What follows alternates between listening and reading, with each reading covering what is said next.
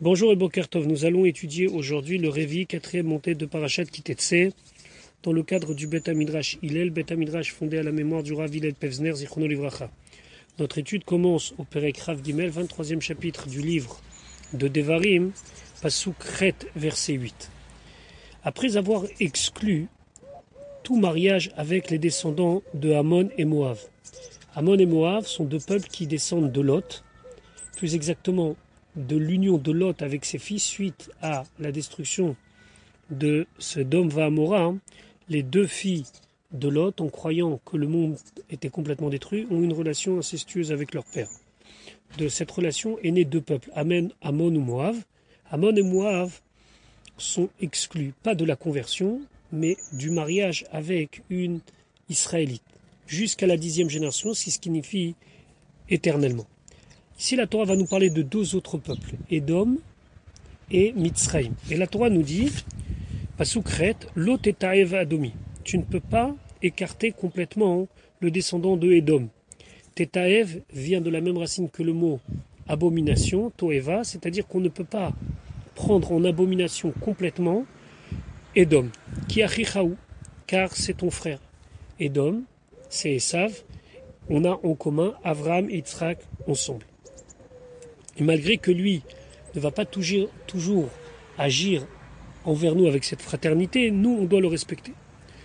La même chose, Lotetaev Mitzri, tu ne peux pas écarter complètement le Mitzri, l'Égyptien, qui guerre Aïta Be'artso, car tu étais un étranger dans son pays et il t'a accueilli. Donc ici, la Torah nous parle du cas où un Égyptien, un Mitzri, se convertit. Eh bien, lorsqu'il voudra se marier avec une Israélite, ce ne sera pas automatiquement autorisé. Il faudra qu'il attende la 3e génération, c'est ce qu'on verra au Pasuk Tet. En attendant, regardons ce que Rashi nous dit, Lotetaev Adomi. Donc tu ne pourras pas écarter complètement le Adomi parce que c'est ton frère. Donc la Torah, ce qu'elle veut nous dire, c'est les gamrer totalement. Ce n'est pas une interdiction de se marier avec lui qui est éternelle comme pour Ammon et Moav. Malgré que tu aurais de quoi l'écarter complètement. Pourquoi? Car il est sorti avec l'épée à ta rencontre. Il t'a empêché de passer par sa terre pour rejoindre la terre d'Eretz Israël. Mais puisque c'est ton frère, on peut l'écarter uniquement jusqu'à la 3e génération. Puis la Torah nous dit Lotetaev Mitzri, tu ne peux pas écarter complètement l'Égyptien, Mikol Vachol, totalement. Afalpi, malgré chez Zarkou, qu'ils ont jeté Zechur Rechem, vos mâles, l'Aïhor, dans le Nil, malgré tout, on ne pourra l'écarter que jusqu'à la 3e génération. Ma Ta'am, pour quelle raison? Shayu Lachem Arsania, car ils vous ont donné l'hospitalité. Bishat Atrak, au moment où c'était difficile pour vous, ça fait référence à l'arrivée de Yaakov en Égypte, suite à la famine qu'il y avait en Eretz Israël. Il n'y avait pas de quoi manger, ils vous ont accueillis. Alors ici, le Ramban souligne l'importance de deux choses. Premièrement, de la fraternité. Édom mérite un statut particulier parce que nous avons en commun Avraham et Yitzhak. C'est la raison pour laquelle il est écarté uniquement jusqu'à la 3e génération. Par contre, l'Égypte vient ici, la Torah vient ici nous donner une autre valeur. C'est vrai qu'ils vous ont fait du mal, mais on ne peut pas enlever le fait qu'ils vous ont accueillis au moment où vous en avez besoin. Et d'ailleurs, d'autres commentateurs que Rashi évoquent par exemple le fait qu'ils ont accepté de nommer Yosef comme vice-roi en lui donnant de l'importance, donc ceci mérite notre respect, et donc la 3e génération pourra rentrer dans l'alliance d'Hachem, c'est-à-dire se marier. Pasuktet, Banim, les enfants Asher, Yivaledulahem, qui vont naître donc de ces convertis, Dor Shelishi, la 3e génération, Yavo Lahem, Bikal Hachem, ils pourront venir dans la communauté d'Hachem, c'est-à-dire qu'on pourra se marier avec eux. Donc, la personne qui s'est convertie, ça fait une génération. Son fils, ça fait une 2e génération. Et donc son petit-fils pourra rentrer complètement dans la communauté d'Hachem et se marier avec une Israélite. Maintenant, on peut se demander la question, pourquoi un régime si sévère pour Ammon et Moab, qui descendent de Lot, qui est le neveu d'Abraham, et beaucoup plus de clémence pour Édom et pour Mitzrayim? Rachid explique, Bani Masha Yival Edou Lahem, Dor Shelishi, seulement la troisième génération pourra se marier.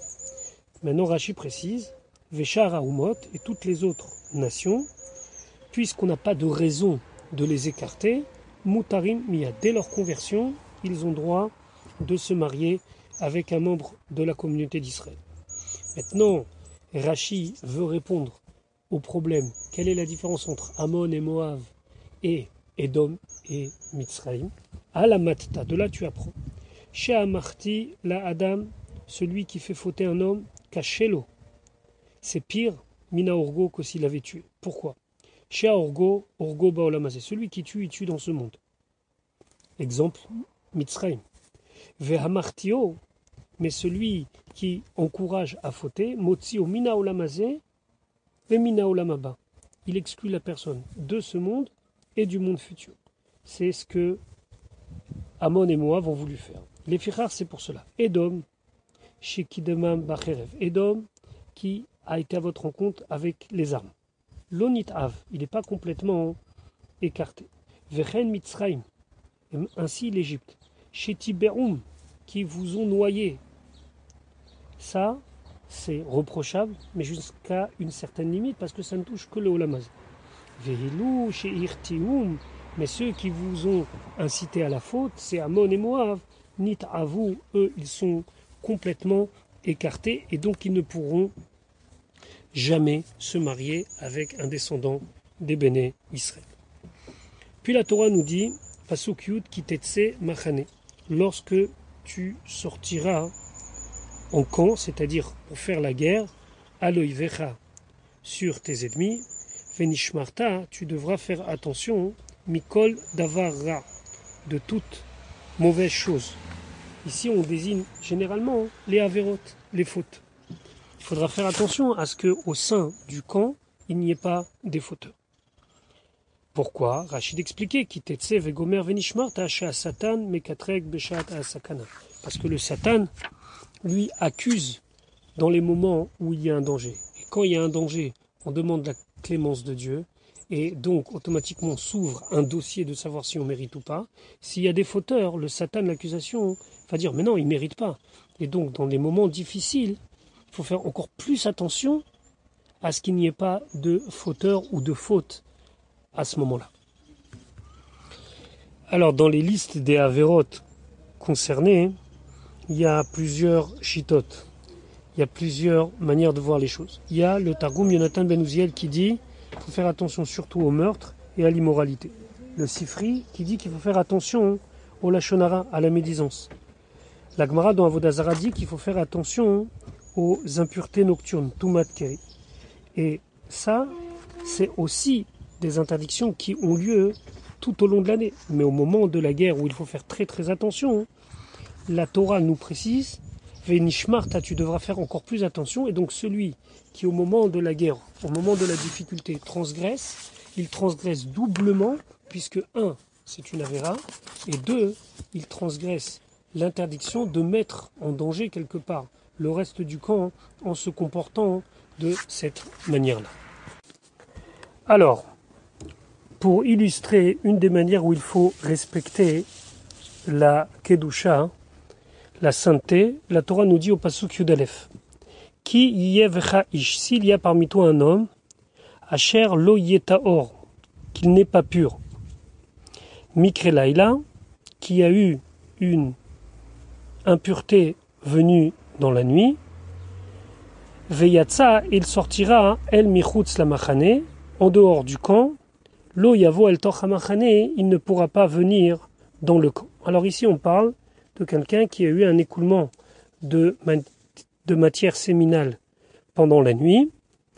Et donc, le lendemain matin, il devra sortir en dehors du camp et ne pas revenir dans le camp. De quoi parle-t-on? Rachid expliquait Mikre Laila, Diber Akatouv Beové. Le passouk, il parle du cas le plus fréquent.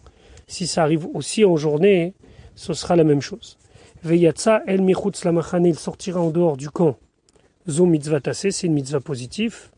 Lo yavo el toch hamachane, il ne rentrera pas dans le camp. Zo mitzvah lo tassé, c'est une mitzvah négative.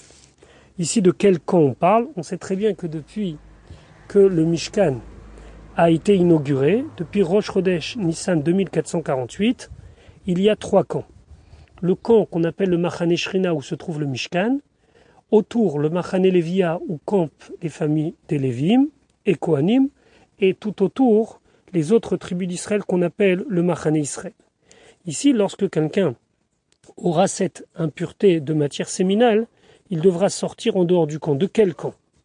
Rachid expliquait, Vassour les Kanes, les Machane Levia, il n'a pas le droit de rentrer dans le Machane Levia, c'est pas qu'il doit s'exiler de chez lui, il reste chez lui, dans le camp de Israël, mais il ne pourra pas rentrer dans le Machane Levia. Fechol Sheken, et à plus forte raison, les Machane Shrina, il ne pourra pas rentrer dans le Machane Shrina. Donc simplement, il sera banni, entre guillemets, de la possibilité d'aller au Mishkan ou d'aller dans le camp des Lévim. Et comment il va retrouver sa pureté? Pasuk Yudbet, Ve'aya lifnot erev, ce sera près du moment où le soir commence à venir, ce qu'on appelle le moment de Shkiat HaChama, du coucher du soleil. Yichatz bamaim, il va se laver complètement dans l'eau, ça veut dire qu'il doit se tremper au mikvé.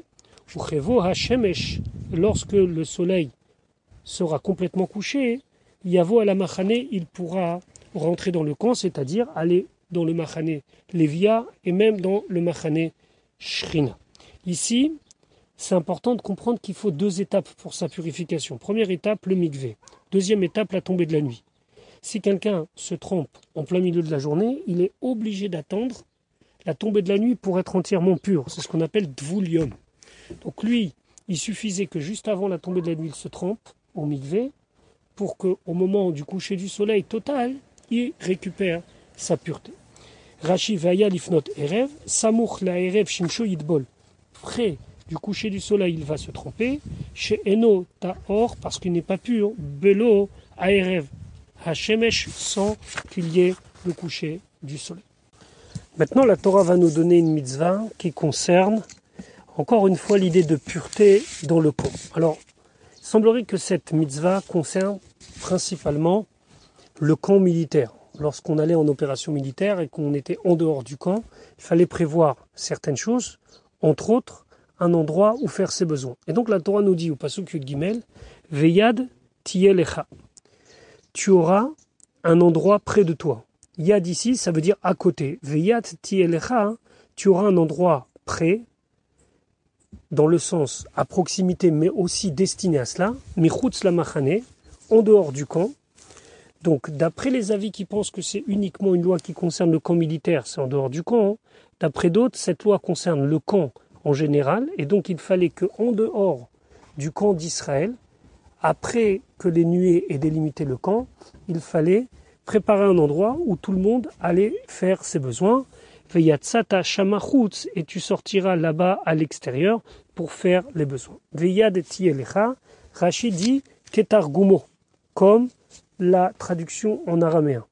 La traduction en araméen, c'est Vahatar metukan yelach, un endroit près, tu auras pour toi. Kemo, comme c'est marqué, Ish al yado, un homme près de lui.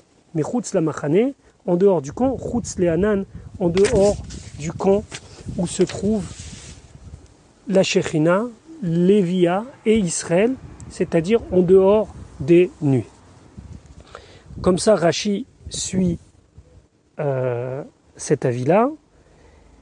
Et si on regarde par exemple le Rambam dit mitzvah tassé que lorsque on sortait pour la guerre, on devait avoir un endroit où préparer ses besoins. Concrètement, quelle est la différence? La différence, ce serait, est-ce qu'on aurait le droit de faire ses besoins à Yerushalayim? Ceux qui habitent Yerushalayim, c'est considéré comme Machane Israël. Ou bien sur le Harabaït, qui était Machane Levia, c'est compréhensible. Machane Shrina, le Bet Hamikdash et le Kodesh HaKodashim, c'était compréhensible. Mais si c'était une loi d'ordre exceptionnel qui concernait que la guerre, donc ça restait que dans la mesure de la normalité, les gens pouvaient faire leurs besoins chez eux à la maison, dans un endroit qui était préparé à cela.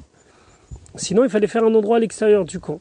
Rashi, lui, parle que c'est à l'extérieur du camp en général, mais il faut savoir que le Rambam, par exemple, parle que c'est une mitzvah qui ne concerne que le camp militaire. Pasuk Yud Dalet, Veyated Tiye Lecha.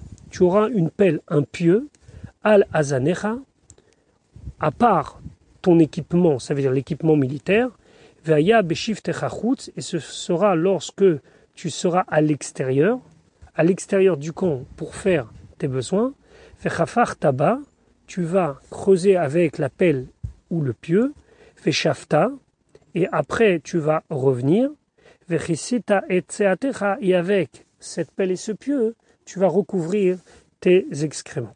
Al Azanecha, Levad Mishar Kelitesh Mishecha, dit Rashi, à part de tout ce que tu as besoin pour faire la guerre, Azanecha Kmo Kli Zainecha. Donc c'est comme Azanecha, c'est comme la même racine du mot Kli Zain, ça veut dire donc des arbres. C'est intéressant ici d'amener une Gemara qui est dans Masechet Ktuvot et qui est ramenée par le Rambam dans le Moreh Nevuchim en disant que cette Gemara n'est pas à prendre dans son sens simple, mais comme une interprétation, un drouche sur ce pasuk. Bar Kapara enseigne dans la Gemara la chose suivante. Ne dis pas Azenecha, mais dis Oznecha. Oznecha, ça veut dire tes oreilles. Mais la Med nous dit Bar Kapara que si un homme il entend quelque chose de mauvais, d'avar megouné, yiten etzbao, il va mettre son doigt betoch ozno dans son oreille. C'est ça, veyatet tielecha al oznecha. Tu mettras un pieu dans ton oreille, ça veut dire que tu vas te boucher l'oreille. Et le Rambam dit attention, il ne faut pas prendre ça dans le sens simple du terme, mais c'est pour nous montrer qu'autant il est important de faire attention à ce que l'on dit, il est aussi très important de faire attention à ce que l'on entend. Et c'est juste une belle dracha où azenecha, ici, est traduit d'une autre manière, pas par tes ustensiles, mais par oznecha, ça veut dire ton oreille. Pasuk Tedvav, qui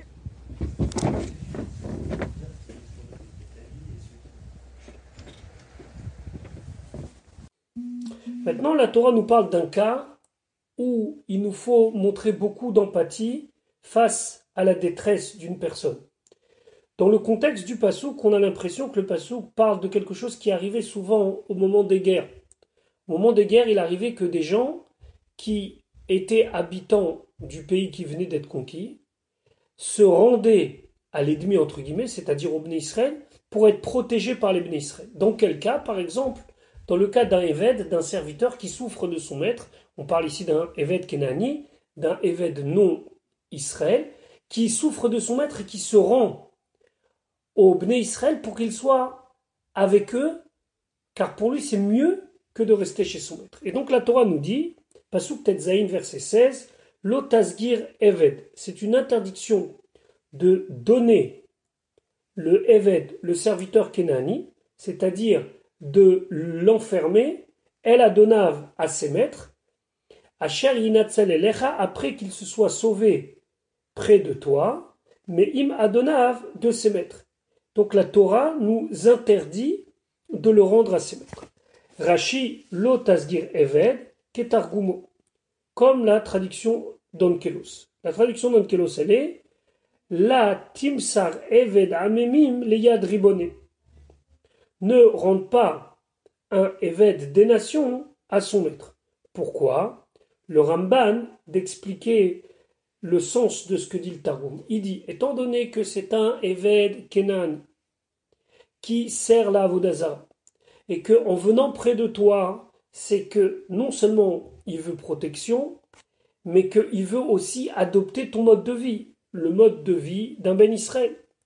Et donc, en le ramenant chez son maître, c'est quelque part le rendre à la Avodazara. Ça, c'est la première explication, celle de Rashi. Davar Echer, une autre explication dans Rashi, a filou Eved Kenaani shel Israël. Même si c'est un Eved Kenaani qui appartient à Israël, il a été vendu à Israël. Et donc il s'est converti, donc on n'a pas ce problème de Avodazara. Et cette conversion, c'est la conversion au minimum du Ger Toshav. Il est chayav de faire certaines mitzvot et de respecter en partie la Torah. Maintenant, ce Eved Kenaani converti, chez Barach Mechutz al Haaretz, il a quitté Chutz al Haaretz, c'est-à-dire les territoires qui se trouvent en dehors d'Eretz Israël, les Eretz Israël en Eretz Israël, et il s'est réfugié en Eretz Israël. La Torah interdit de le rendre à son propriétaire juif en Chutz Laaretz. Pourquoi? Parce que quelque part, on lui enlève la ma'ala, la qualité de vivre en Eretz Israël et d'appliquer toutes les mitzvot qui sont liées avec la terre d'Eretz Israël, comme par exemple la Shemitah, etc. etc. Pasuk Yudzaïn, et Imecha Yeshev, avec toi il devra vivre, Bekir Becha, parmi toi, Bamakom Asher Yifrar, à l'endroit où il choisira pour s'installer. Par exemple, Sifri nous dit à un endroit où il pourra trouver du travail, Be'achat She'arecha, dans l'une de tes portes, ici ça veut dire dans l'une de tes villes, Batovlo, dans l'endroit où bon lui semble. L'otonenu, tu ne pourras pas lui faire de mal. Ici on parle de faire du mal avec la parole. On a hâte devarim, c'est-à-dire tu ne pourras pas te moquer de lui, tu ne pourras pas lui rappeler son passé, à plus forte raison qu'on ne doit pas lui faire du mal physique. Et donc, à chaque fois qu'une personne va se permettre de lui dire des choses sur son passé ou simplement l'embêter, il va transgresser un interdit supplémentaire de la Torah. Pourquoi? Parce que déjà, on n'a pas le droit de faire du mal et d'importuner son prochain. Particulièrement quand c'est un guerre, quand c'est un converti, comme c'est le cas ici où c'est marqué Veger l'otoné. Et plus particulièrement quand c'est un converti dans le cadre de la fuite et qu'il a fait ça pour échapper à son maître, où la Torah nous dit l'otoné. Et donc, celui qui va embêter dans le cas du pasuk, cette personne-là, il transgressera 3 lavim de la Torah, 3 interdits de la Torah. Combien il nous faut avoir de l'empathie pour cette personne-là, et on peut apprendre en général pour tous ceux qui souffrent. Pasuk que traite la Torah dit Lo tiye kedesha mi benot Israël.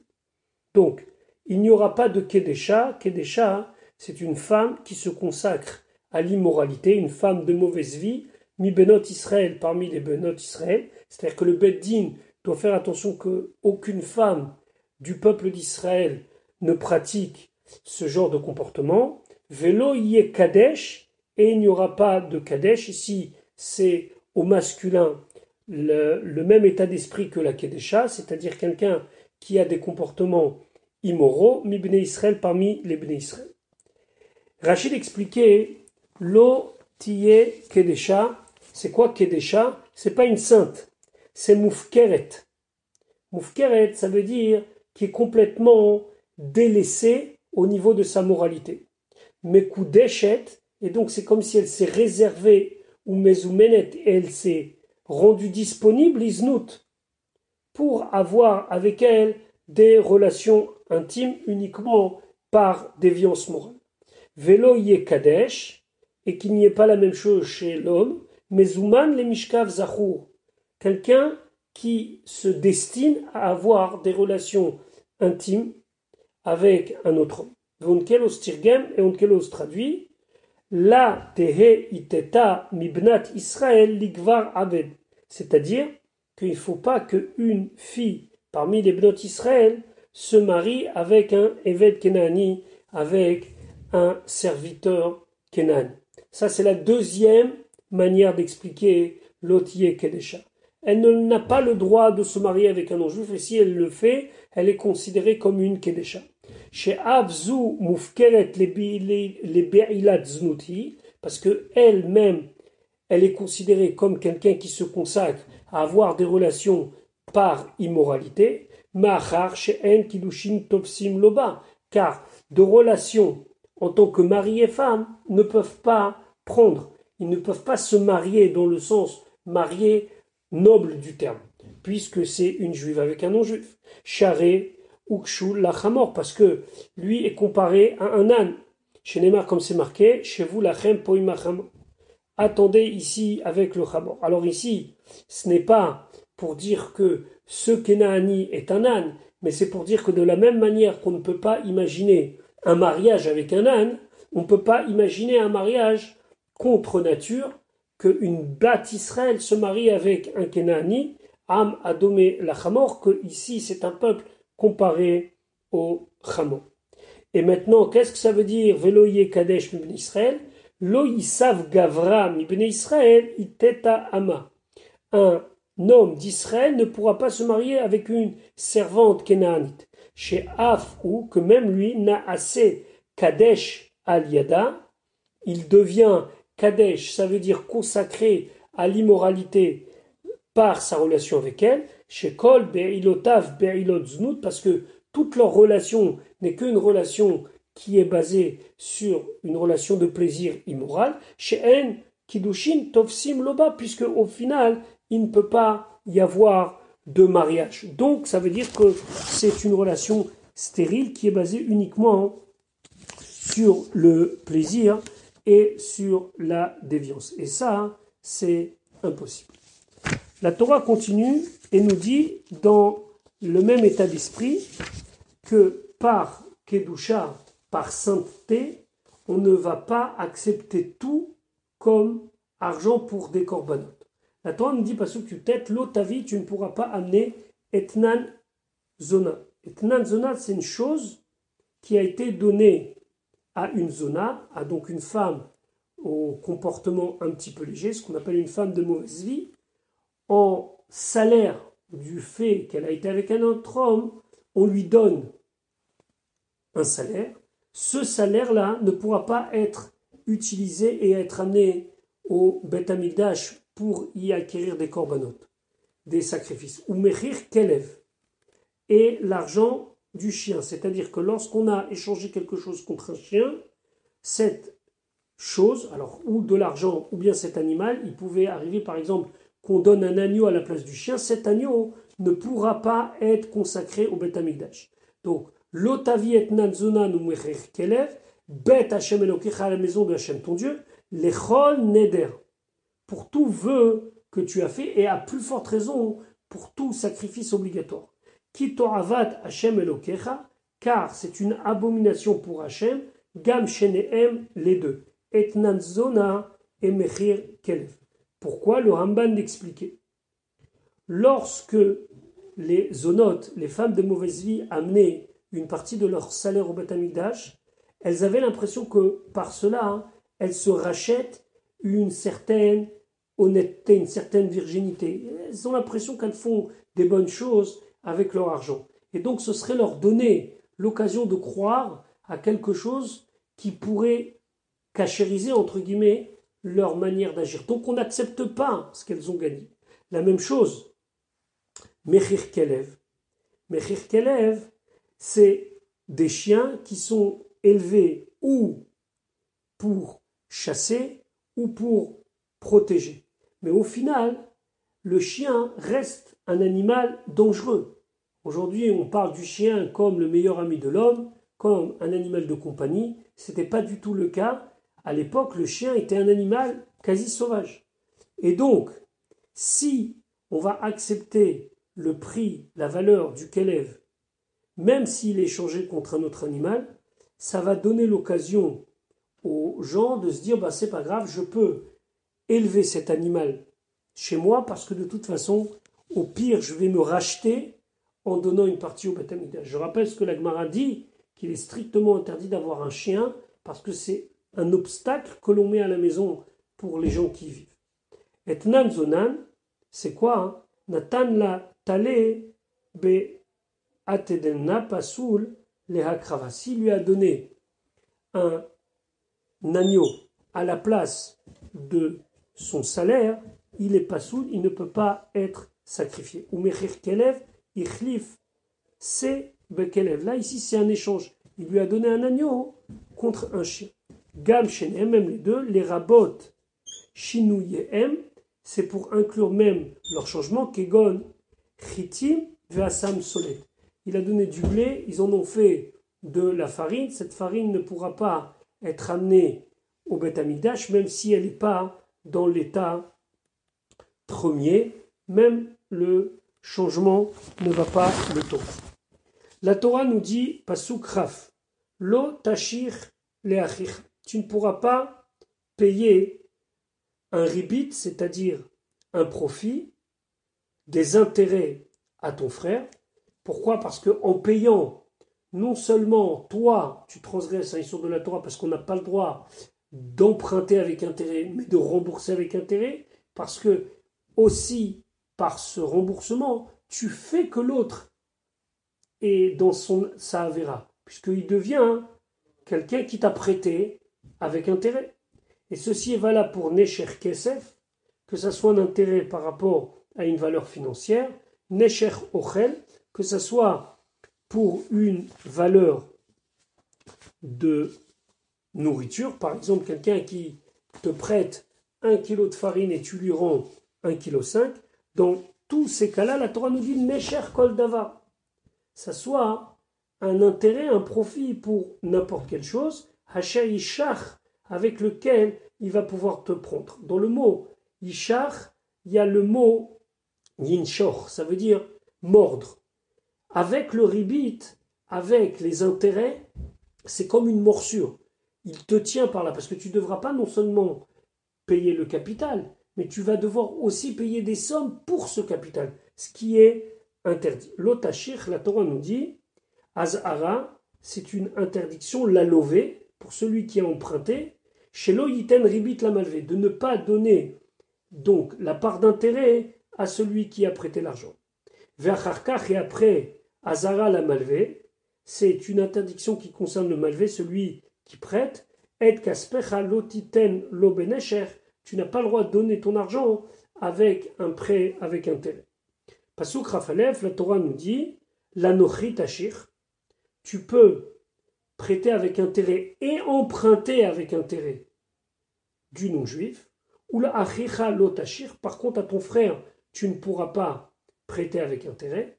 Les ma'an, il va echecha Hashem elokecha, afin que Hashem, ton Dieu, te bénisse, bechol mishlach yadecha, dans tout ce que tu as envoyé ta main, c'est-à-dire dans tous tes biens, à la Haaretz, sur la terre, Asher Atabashama l'Erishta, où tu vas là-bas pour en prendre possession. Le Ramban dit, parce que le fait qu'on va faire du chesed, de la bonté à nos frères, et quand on va se prêter les uns aux autres sans intérêt, ça va être considéré comme un acte de tzedaka, de charité. Pourquoi? Parce que donner de l'argent à quelqu'un, ça fait de lui un assisté. Prêter de l'argent en lui donnant la possibilité de rembourser, quelque part, ça lui donne non seulement des moyens financiers, mais aussi de la dignité. La nochi tachir, vélo la achicha, et pas à ton frère, lave haba michlalase assez. Quand il y a une interdiction qui vient d'une mitzvah positive, alors cette interdiction, elle est considérée comme une mitzvah positive. Pourquoi? La avor alav bishne lavim vease, pour nous dire que celui qui prête avec intérêt, il transgresse 2 interdits de la Torah et une mitzvah tassée et une mitzvah positive de la Torah. La Torah continue avec cette idée de remboursement, mais cette fois-ci c'est un remboursement qui concerne le Beth Amikdash. On imagine le cas de quelqu'un qui a fait un vœu, qui a décidé qu'il va amener telle bête au Beth Amikdash. La Torah nous dit, pasuk Rav Bet, qui tidor neder, lorsque tu vas faire un vœu, Hashem Elokecha pour Hashem ton Dieu, lo te'acher les chalemon, ne tarde pas pour le rembourser, pour t'acquitter de ton don. On a 3 fêtes de pèlerinage. Il faut que ce don, ce neder, ce vœu, soit accompli avant la fin du cycle des 3 fêtes de pèlerinage. Qui darosh idrechenu. Car si on tarde à donner la somme due, ce que l'on s'est engagé, alors il va lui demander Hashem Elokecha, Hashem, ton Dieu Meimar de toi. Ça veut dire qu'Akadosh Baruch Hu va le récupérer d'une manière où tu ne l'auras pas désiré. Ve'ayab bechachet, et au final, ça sera pour toi une fête. L'oté acher les chalmo, Rachid expliquait, Shalosh Regalim, c'est 3 fêtes de pèlerinage. Velamdu Rabotenu, et nos chachamim l'ont appris, Min Hamikra de Psuki. Donc, Ve'ayab bechachet, ce sera une faute pour toi. Alors, Pasuk Rav Gimel, Vechi Terdal l'indor, si tu t'empêches toi-même de faire des nedarim, tu ne fais pas de vœux, loye bechachet. Là, tu n'auras pas de faute. Pourquoi? Parce que tu n'as pas d'engagement. Si tu n'as pas d'engagement, on ne peut pas t'en vouloir. Pasuk Ravdalet, et ça c'est le plus important, Motsa sefatecha tishmor, ce qui sort de ta bouche, tu dois le garder. Veasita, et tu vas l'accomplir. Ka'asher nadarta, comme tu as fait le vœu. L'Hachem Elokecha, pour Hachem, ton Dieu Nedava, un don. Asher dibarta beficha, que tu as dit avec ta bouche. C'est-à-dire qu'une fois que c'est dit de manière claire, tu ne pourras pas te retirer, tu devras l'accomplir. Motsa sefatecha tishmor, liten ase alotase. Pour donner une mitzvah assez, un commandement positif sur une mitzvah lotase, c'est-à-dire qu'il y a un interdit de laisser traîner ses vœux, et en plus, il y a une mitzvah de respecter ce qui sort de la bouche. Voilà, je vous souhaite une bonne journée, et Ezrat Hashem, à demain pour la suite de notre étude.